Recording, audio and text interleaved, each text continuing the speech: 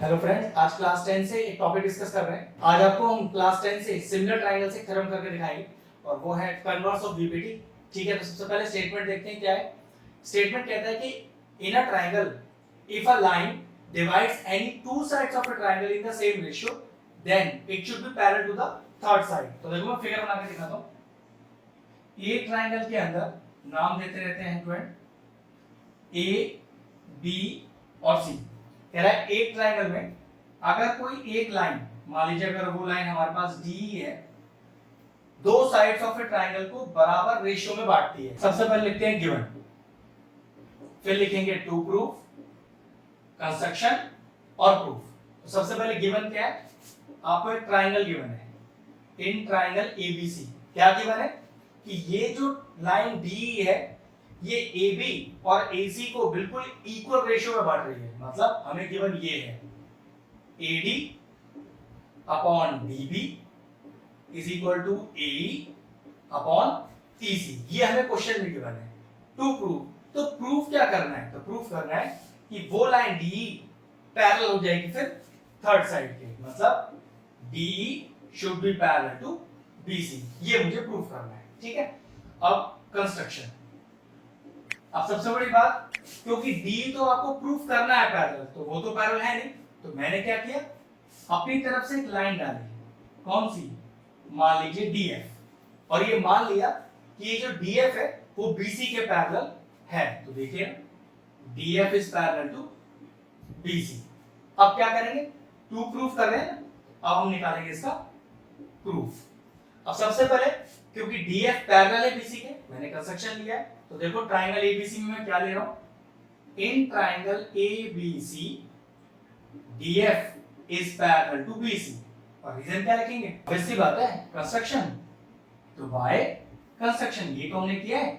और अगर किसी ट्रायंगल में एक लाइन दूसरी लाइन के पैरेलल हो तो फिर बेसिक प्रोपोर्शनलिटी थ्योरम हमें क्या बताती है, हमें बताती है वो कुछ ऐसा, AD upon DB is equal to AF upon FC। यही है बीपीटी कि किसी ट्रायंगल में अगर एक लाइन दूसरी लाइन के पैरेलल है तो फिर कौन सा रेशियो बराबर होगा, AD by DB is equal to AF by FC। ध्यान रखना यहां पर अभी D कोई लाइन है ही नहीं। ठीक, चलिए बिगिन इक्वेशन पर।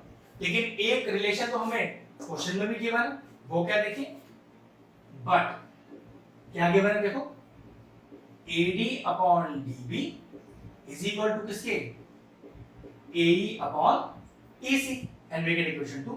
और इसके लिए रीजन क्या लिखेंगे, ये तो गिवन लिखेंगे, तो यहाँ क्या लिखेंगे, बीपीटी का पूरा स्टेटमेंट। ध्यान रखना ये बीपीटी या फेज लिखने से कोई मतलब नहीं, आपको यहाँ पर पूरा स्टेटमेंट लिखना पड़ेगा। ठीक है, अब जरा दोनों इक्वेशंस को कंपेयर कर सकते हैं। तो ये चेक करो कि दोनों का LHS बिल्कुल सेम लिखा है, तो जवाब है हाँ। तो अगर दो अलग अलग चीजें सेम चीज के बराबर हो तो इक्वेशन को कंपेयर किया जा सकता है। लिखता हूं कंपेयर इक्वेशन 1 एंड 2। ध्यान रखना कंपेयरिंग तभी हो सकती है दो इक्वेशंस के बीच में जब LHS या RHS कोई एक टर्म मैच हो रहा हो। देखो दोनों इक्वेशंस का LHS मैच हो रहा है, तो कंपेयरिंग करते समय वो सेम टर्म जो मैच हो रहा है वो साफ हो जाएगा और जो डिफरेंट टर्म्स हैं वो आमने सामने आ जाएंगे। तो कैसे लिखूंगा, AF upon FC is equal to AE upon EC। ठीक है, नाउ अगला स्टेप, अब वो याद रखने वाला स्टेप है। हम थ्योरम कर रहे हैं तो थ्योरम में बहुत सारी ऐसी चीजें होती है जो आपको याद रखनी पड़ती है, क्योंकि वो थ्योरम का प्रूफ है, उसमें आप कोई चेंजेस नहीं कर सकते। लेकिन हाँ, इसके ऊपर बेस्ड जो एप्लीकेशंस होंगी, हाँ वहां बहुत सारे चेंजेस हो सकते हैं, लेकिन थ्योरम के स्टेप्स आपको याद करने हैं। अगर यहाँ मैं आपसे बोल रहा हूँ कि adding one on both sides करना है, तो आपको ये बात याद होनी चाहिए कि adding one on both sides होगा, अदरवाइज इसका कोई तरीका नहीं है, क्योंकि थ्योरम है, प्रूफ करके वही लाना है जो रिक्वायर्ड है। तो कुछ स्टेप्स ऐसे होते हैं जो याद रखने ही पड़ेंगे। तो चलिए adding one on both sides, तो AF upon FC plus 1, AE upon EC और प्लस 1। अगला स्टेप देखो जरा, एलसीएम लो, कितना आएगा, FC एलसीएम आ जाएगा और ऊपर आ जाएगा AF plus FC is equal to यहाँ EC एलसीएम आ जाएगा AE प्लस EC।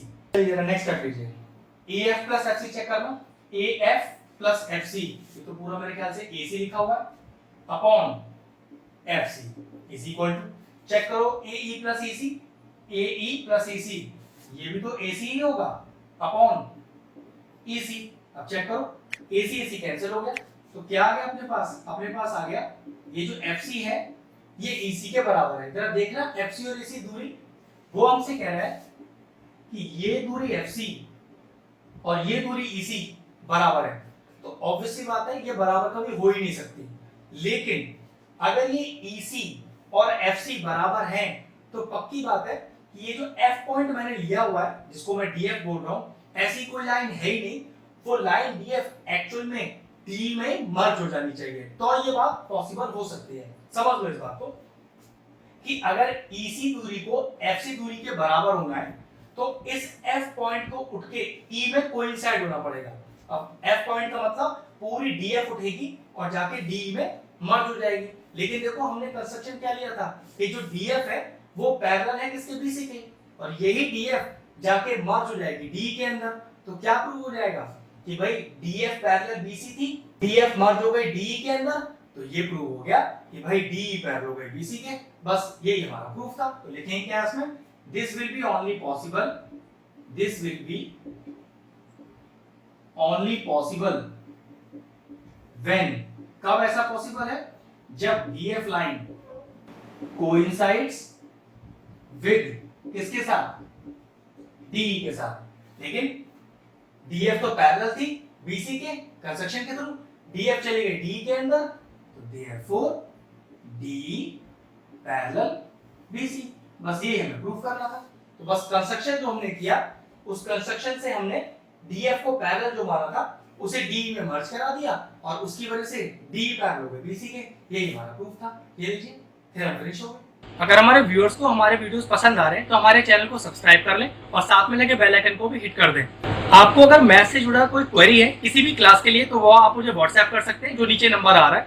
आपका जो सोल्यूशन है मैं जल्दी से जल्दी देने का कोशिश करूंगा।